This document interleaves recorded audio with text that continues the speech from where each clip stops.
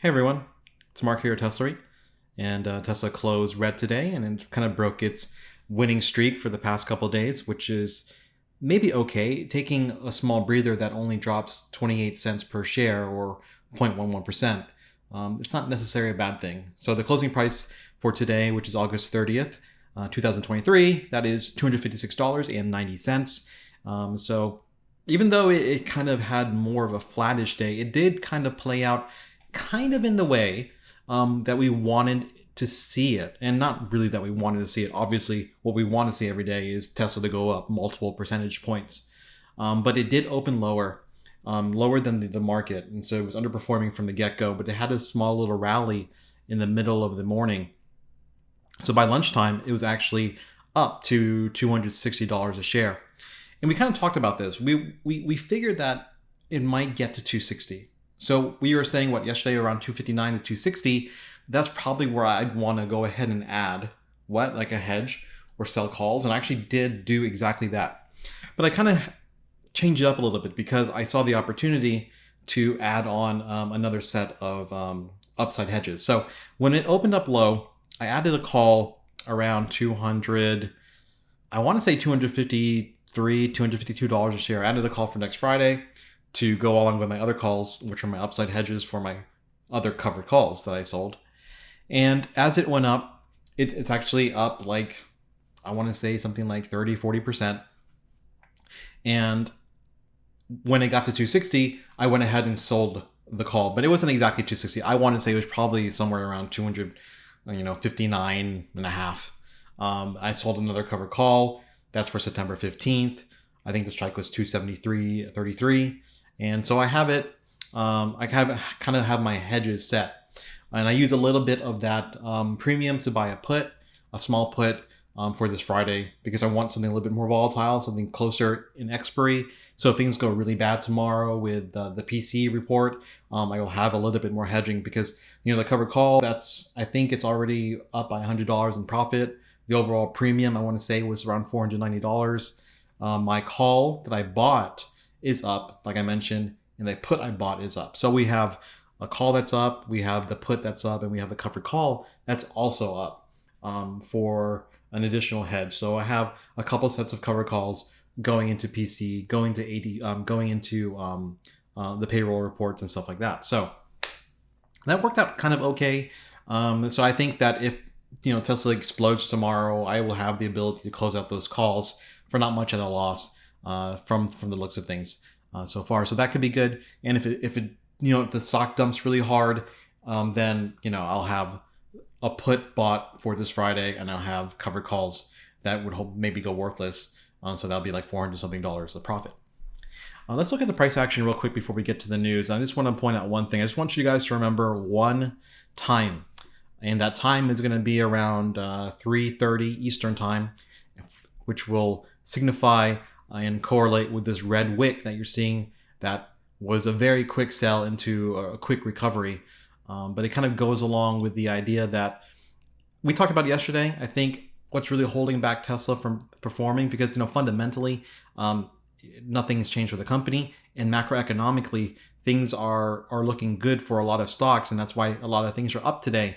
And I don't think it was, I don't think there's anything holding Tesla back other than that one thing we talked about, which was all the lawsuits and all the hit pieces that are going on with Tesla lately.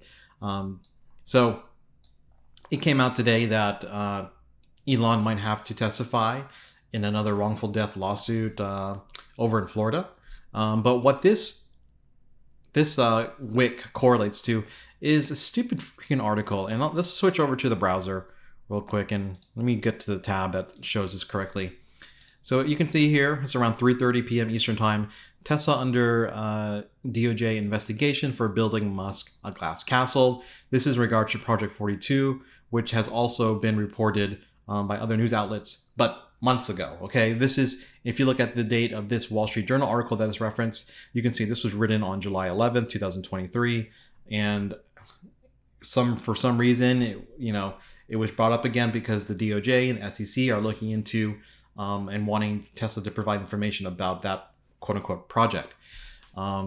Obviously, it was really kind of a nothing burger, so the price recovered pretty swiftly. But you can see this administration, especially the DOJ, is really looking for ways to give Elon a hard time, which is, I find that kind of odd because, when it comes to the government's reliance on the innovations that Elon Musk's companies are going through and bettering not just the world, but especially the United States, because of those innovations, it really is weird how there's this like attack that the administration is trying to put on, because, I get it. It kind of goes both ways where, okay, Tesla, it might be benefiting from the IRA, the Inflation Reduction Act, allowing vehicles that they produce to maybe sell easier and better because of the tax rebates that act gives purchasers of electric vehicles.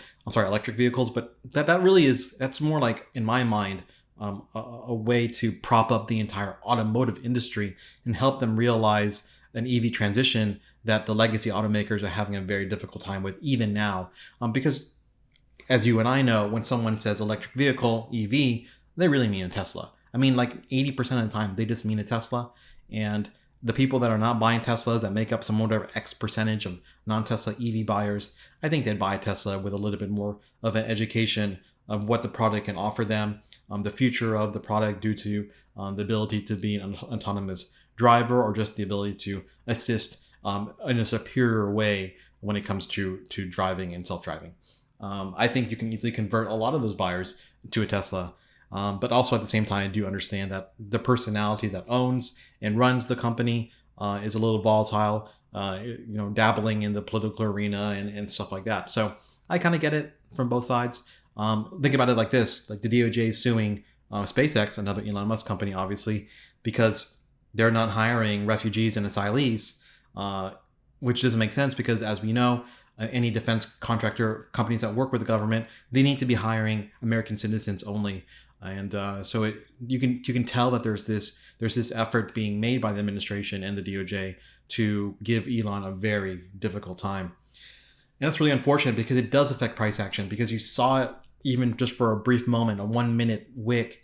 It does affect price action. It does keep the algorithms on their toes, and it does show that they're willing to sell this thing at any chance and any price, and they don't want to be exposed due to any of that type of news.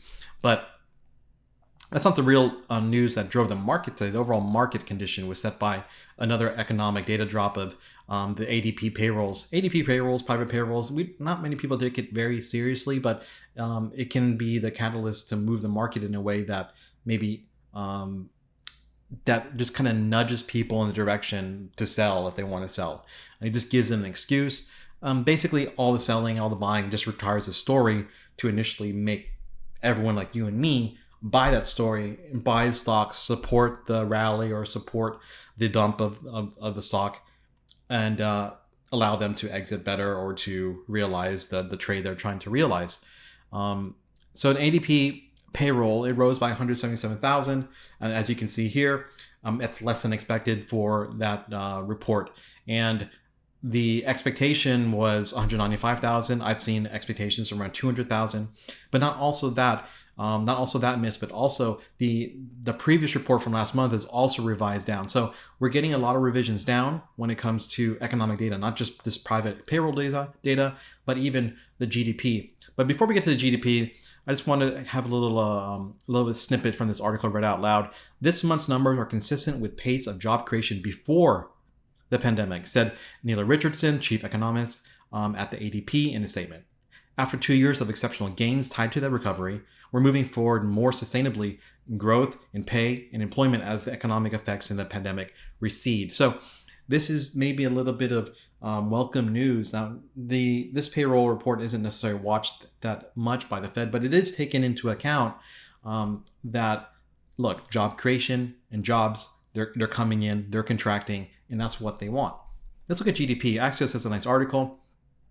GDP grew less vigorously than believed in quarter 2 of this year. Now, I've mentioned it before that when a GDP report comes out, it does have multiple quote unquote revisions. There are basically, you have the initial report, then you have another mid report, then you have like a final report.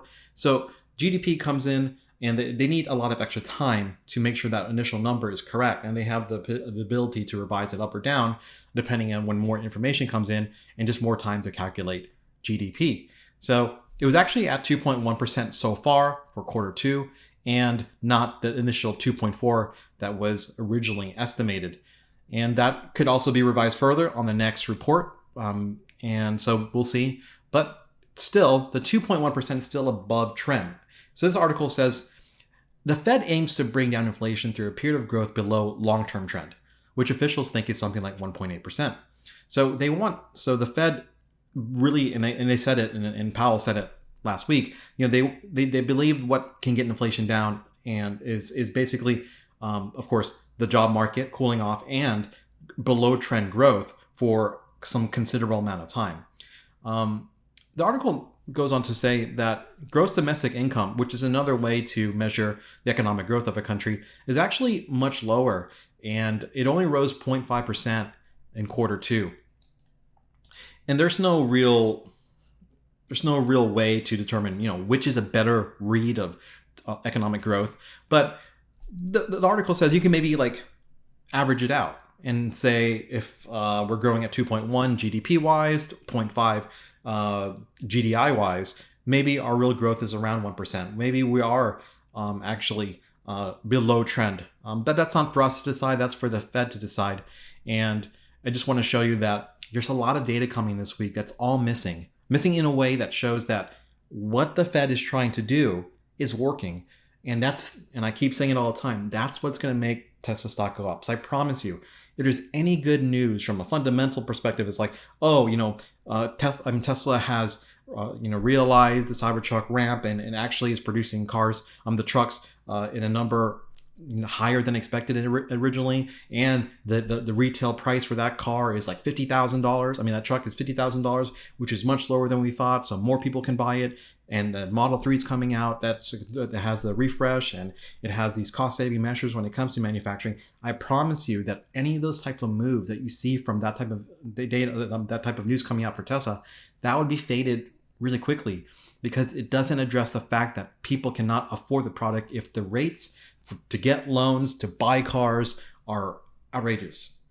But what can bring not just Tesla, but the rest of the market up, and Tesla then maybe outperform the market on the way up, is seeing this type of data come through a little cooler than what people expected. And that's what you really want to see. So if you ever want to know, man, this data came in really bad, why is the stock market going up? Because the market's going to front run the eventual cut to rates. When the rate cuts happen, the market's going to have that priced in already. And so if you chase an interest rate cut, I'm very sure you'll lose. You need to buy into that interest rate cut, and that cut might not happen for 7, 8, 9 months. Best case scenario. Worst case scenario, it happens in a couple months because of recession, which is not great, because that will still sell off. But if we get that quote unquote soft landing or the no landing situation where the economy just kind of, it's a little sluggish, but keeps on going, keeps growing slowly, then you can maybe see cuts by the next summer. And the thing about it is that price cut is going to be priced in by the probably end of this year if the data is stable like this for the rest of the year. You'll see the stock market go up maybe past September. At the end of September, maybe. And we'll look at the seasonality again, just to remind ourselves about what the seasonality looks like when it comes into the end of August, into September, just to remind ourselves what to really expect. And we can't, of course, predict the future, but it can be some telltale sign of what could come. So just to sum it up, GDP revised lower, ADP payrolls lower than expected, and the previous report also revised lower. So we have all these pieces of data working in our favor to check it. What we want to see firstly is we know that at the moment that the majority of people who are tracking the Fed fund future rate is that we're not going to get a hike in September. And that only stays true if tomorrow's PCE inflation comes in line or even misses and is lower than expected. Then we're not going to get a rate hike this month. And when it comes to November, which is the real short case, the short-term story, we want to see the rate bets on the November hike go to a pause. Right now it's around 50 something percent believe there's going to be a pause, 40 something percent believe we're going to get a small hike, and that could be the last one. But what we want to see is those rate expectations come into the point where this is still going to be a continued pause for the rest of the year, and cuts will happen sometime middle of next year, and inflation continues to fall month after month. Okay, let's go over to, so we talked about the economic data. We talked about the trials. This is the trial that was mentioned by Reuters, that Tesla braces for a short trial with the autopilot fatality. That's something that coincides with, the possibility of Elon Musk having to maybe be deposed again in another wrongful death from a Tesla crash. And let's go over to, since we're getting closer to Friday, let's take a look at how the options have evolved and how the option chain is looking for Tesla for this Friday's expiry. The 250, like we mentioned yesterday, is still really, really interesting to a lot of people. That's a very in the money, very expensive call that has a lot of volume, a lot of interest. But the real volume is actually 260 right now. A lot of 260s came in, a lot. You guys are super bullish. But even though a lot of 260 calls, around 160,000, came in over the past day or so, we can see that the put call ratio from the open interest is actually 1.14. So that means there's more puts that are wanted than calls. And that is kind of interesting, because typically, like I said before, all the time, Tesla traders are usually pretty bullish because they're not really like, institutional professional traders. These are just people who really like the stock a lot. People like you and me who are very bullish with the idea of what Tesla could do in the future. There's a reason why calls are much more popular with Tesla because of that. But, going into PCE, people are wanting to hedge. So it's not surprising that you're seeing a lot of interest at random. Here's the open interest. Here at some random intervals, anywhere below what the current price is, right? We close at 256. Anything below, people just want to hedge. And that's what people are doing. They're tacking on hedges and whatever, there's some unrealistic maybe hedges like 180, 190 to 200s. They're seeing a lot of interest because people just want to be hedged going into the end of this week. And there's nothing wrong with that, because you don't know how big their positions are and what have you. And if they can just be shorting Tesla as a way to short the market in a more volatile way, because if inflation is really, really high tomorrow, inflation being really high would mean Tesla would fall faster, more than like the NASDAQ or the S&P 500. So people might be using Tesla as a hedge for their trades and portfolio. But as far as the put forward goes, we're going to be around the 250, 255 area, and maybe it would be difficult to breach 260 unless the inflation report is going to be very convincing that the core of the PCE is going to be down. So what core PCE number are we looking at? So here's the expectations. So tomorrow, the month over month is 0.2%, and the year over year is going to be 4.2% for the core of the PCE report. What do we want to see? Of course, any number below 4.2, right? We want to see like in line month over month, or 0.18, 0.19 month over month, but we really want to see a 4.1, a 4.0 on core PCE, because otherwise you might see a flat day. Maybe you'll see a pump in the pre-market that gets sold off immediately, because people really want more convincing data right now, because there is still a lot of uncertainty when it comes to the economic condition of this country. So to continue to pump this market up and get to the point where stocks are making all-time highs, you have to have a case that the non-NVIDIAs of the world are actually going to do well in this environment. And really, NVIDIA is the only one that's going to be really growing at a really tremendous rate, because their customers are not you and me. Their customers are these businesses who are sitting on tens of billions of dollars in cash. The Teslas, Google, Microsoft, Apple of the world, Meta of the world, they have a lot of cash. Even the Chinese companies, I know there's a lot of limitations in the way that foreign people can be buying our AI chips from NVIDIA, but those companies are all they're flush with cash. They're ready to buy hundreds of millions of dollars worth of chips. And so, if you're a business that relies on like a consumer that isn't a retail person, an ordinary citizen of the world, like if you're a Salesforce and your customers are businesses, that can be pretty important, because there's certain things that businesses cannot do without, and maybe those are better investments. And as you can see, Tesla's more volatile because, the consumer is just you and me. Imagine if Tesla came out with a van, which is similar to like a Sprinter van or like a Ford Transit type of van. Those types of products can really bolster Tesla's bottom line. And I know they probably have to sell at smaller margins because businesses will be buying in larger numbers. But having consistent business is actually what Elon probably wants. He really likes volume right now because volume will turn into basically like a phone. Your car is going to be your iPhone, where the Tesla store, the Tesla App Store is going to be high margin, software driven profit. So, we'll see what happens.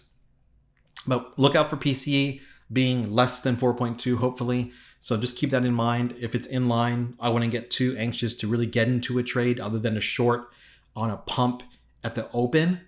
If it's like a 4.0, 4.1, I wouldn't mind keeping my longs open, adding longs if there's a dip, but you really want convincing data, really convincing data. Let's look at the seasonality charts real quick, just to remind ourselves what we're looking at. Now, we kind of had that kind of run up, and you see the end of August here. Here's August. We kind of had that end of the month run up, and seasonality shows that it does sell off as it goes into the first week of September and slowly recovers toward the middle. So if you see a sell-off, you can see that sell-off could be pretty drastic yet again. But also the thing about it is this month in August, the seasonality doesn't show a strong pullback that Tesla got. So Tesla had a strong pullback in August, and it's possible that this chart is just off a couple weeks, where this peak, which was going to be like, let's say this peak between the border of August and September, that is actually the July 19th, right? And because we've been selling since July 19th, maybe that's the peak. And this bottom in September is actually the bottom that we had in August, and that we're looking for a similar high into September that hopefully can get us to around $290 a share. It's a possibility, something to keep in mind. Otherwise, a strong sell-off to September isn't that surprising because it is the weakest month of the year. And that goes for any ticker, not just Tesla. So this could still play out. Let's look at the volatility. So we've had volatility kind of bottom actually in July. So that actually worked out. But the volatility did kind of run up into August, but it actually has sold off to very, very low levels. And this chart shows that when it gets into September, due to the sell-off that you see in Tesla's seasonality, that the rest of the stocks might be selling off and volatility increase as we get into September. Let's go over to the chart now and look at VIX, and that's our volatility measure for the S&P 500. And this might give us some idea of the setup the market is trying to look for. Now, we highlighted this area because this is basically kind of like a gap fill on the VIX, and it kind of did fill the gap. So we're actually near the lows that we've seen in the summer. So you can see here, if we were to zoom out a little bit, there's a kind of a double bottom on the VIX. It hasn't been invalidated as of yet. What can a setup look like? Well, the market kind of wanted the gap to be filled, so it can kind of just do whatever it wants now. No one's thinking about a gap fill anymore. That's done with. If it wants to bounce off and not make a new low, it can do that tomorrow if it wants to. If it wants to make an equal low, that's very, very possible too. That can be done actually within a day and a half. That can be done by the end of this week if it's really, really bullish, and you can make an equal low. That can also maybe send it even lower depending on the type of inflation data that we receive tomorrow. So tomorrow will be very, very important. Something that if you're hedged, if you're not hedged, just think about ways to maybe get into a hedge in the after hours or in the pre-market.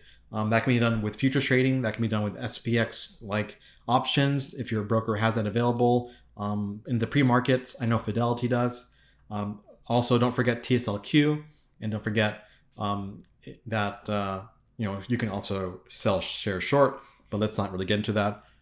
That's a little bit more advanced, and I don't recommend that to anybody unless Tesla pumps really high and you need a hedge, and that could be an opportunity to get a hedge when the market isn't open for you to do so. So the VIX filled the gap. Cool.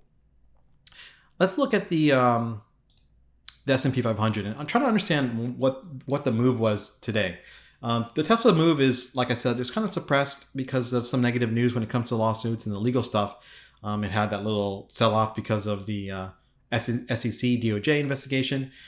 So I would say Tesla's action isn't very organic. But looking at the SP 500, I have it overlaid with this blue line. This blue line is the US 10-year yield. Now, it kind of makes sense that when the yield goes up, right, stocks would go down, right? But you don't really necessarily see it here. We see yields go down here on the left-hand side of the chart, and stocks sell very sharply. And as stocks go up, yield goes up. And it was kind of following that trend until the middle of the day. But towards the end of the day, it started tracking again. It was like when the stocks were going up, the yield was going up. And it kind of went up until basically 30 minutes before the close. And it kind of sold off at the end of the day. But it still closed a little bit red. But what you're probably seeing here is because people are there was just maybe a very slight rotation at some parts of the day into a little bit more safety, where people would sell their people that were selling the S&P 500 right here. Let's say you sell S&P 500, but the yields are going down, right? Here's the yields. They're going down too.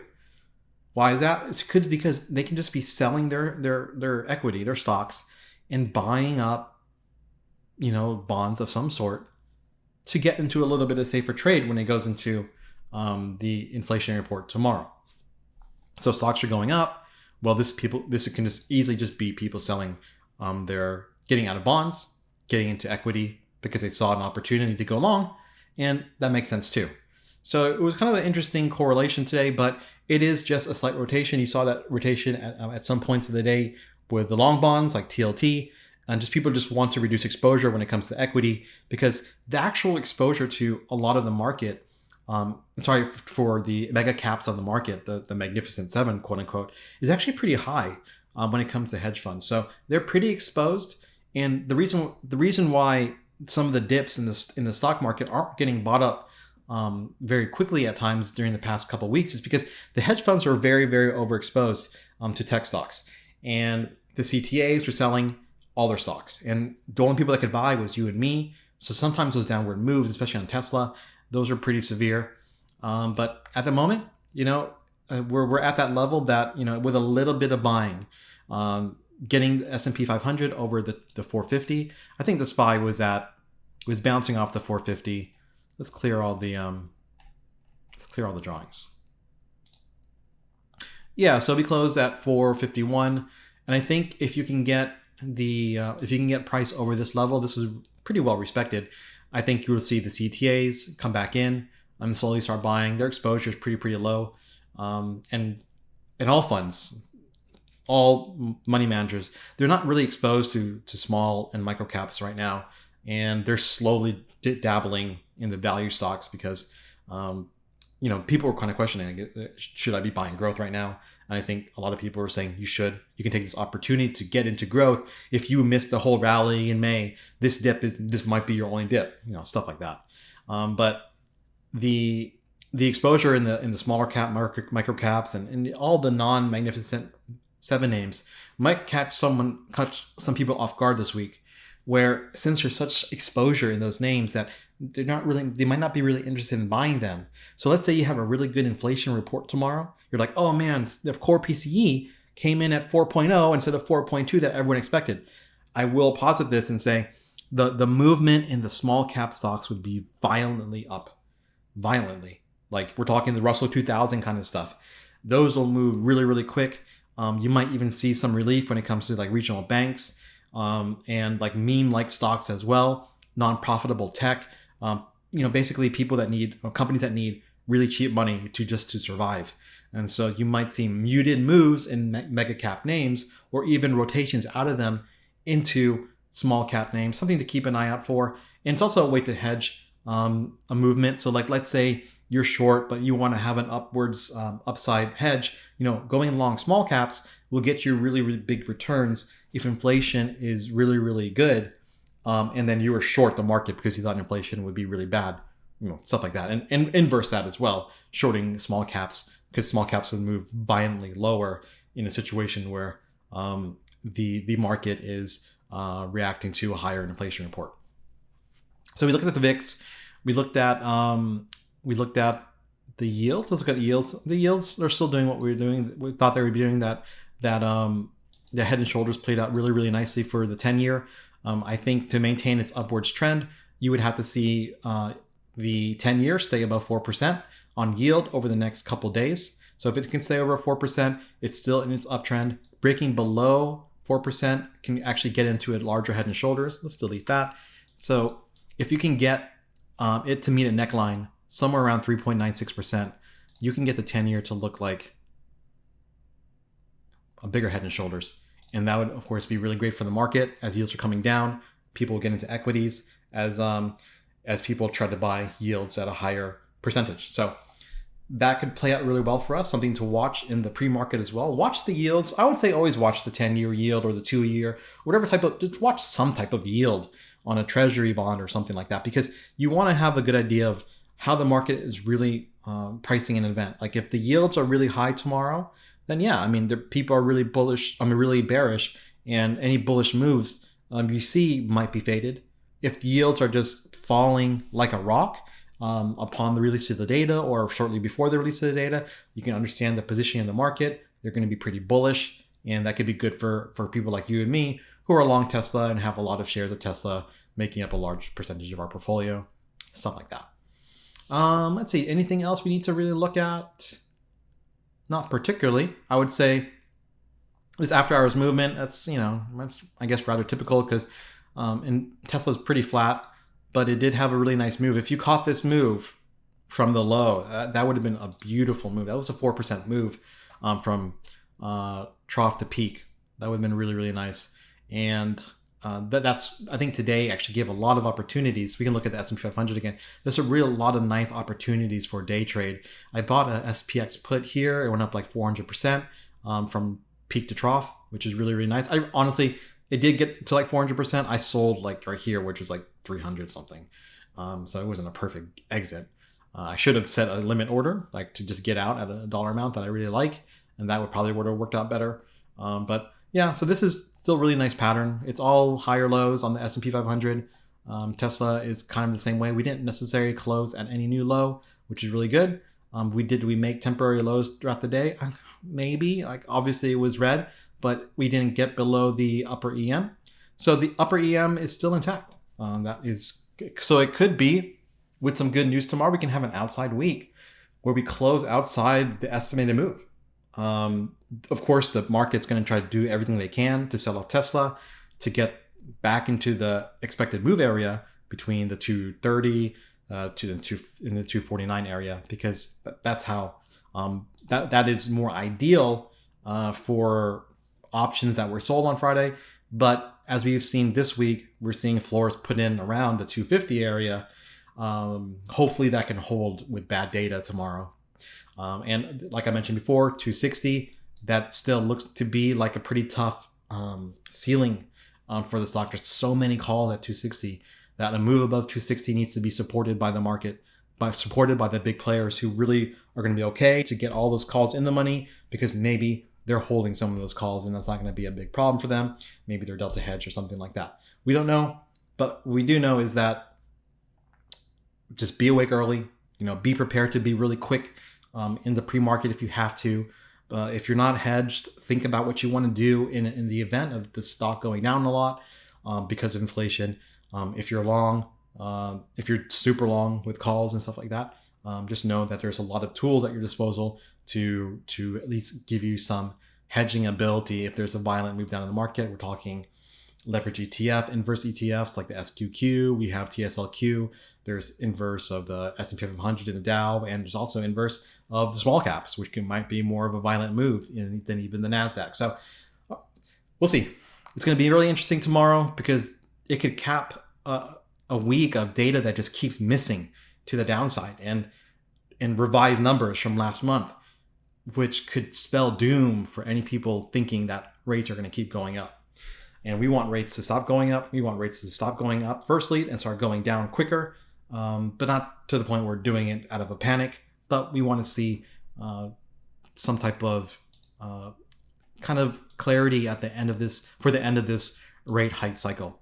As far as before we go, we just look at some large time frame stuff. If we're looking at the daily time frame, we can see how the MACD is finally curling over. The last time we saw that, once again, just to remind everybody, was in May when it began the strong end of spring, beginning of summer rally. That was the last time we got that crossover. We have one now on the larger time frame. we're kind of getting to that point where if we have a good couple days, we can see the monthly time frame MACD cross. And the last time we would have saw that, guys, that was in November 2019. And what was November 2019? It was this run up right here, this crazy run up. That was 1600%. So what we want to see is, I don't know, we're not going to get 1600% again, but we want to see is the MACD curl over and start another secular bull run for Tesla. And it's just to look at the wick that this month is put in. So this is the wick for the month. You can see it was very, very low. It got bought back up pretty considerably, 20%. So that's putting in a nice long tail, basically like a hammer, which would be, sometimes it's bullish, and you can kind of see it in some moments where, when you see almost a hammer-like pattern, that there's a good month to follow. Doesn't necessarily always work out, because I think there was one other point in time where we had a hammer. I think it was maybe further back. I need to find it. But even though if you have like a long-legged type of wick, that doesn't necessarily mean that we're gonna bull the next month. What I do like though is I want to see the MACD go. I want to see RSI start creeping up. We still have more room on the RSI. We're not necessarily really, really low. We're kind of in like the midway, but we still have more upside room. And look, I want to see some all-time highs, guys. When, right? It's bound to happen. It's been years. So anyways, okay, thanks for listening, guys. I'll end the video here. Have a good night. Good luck tomorrow. Bye.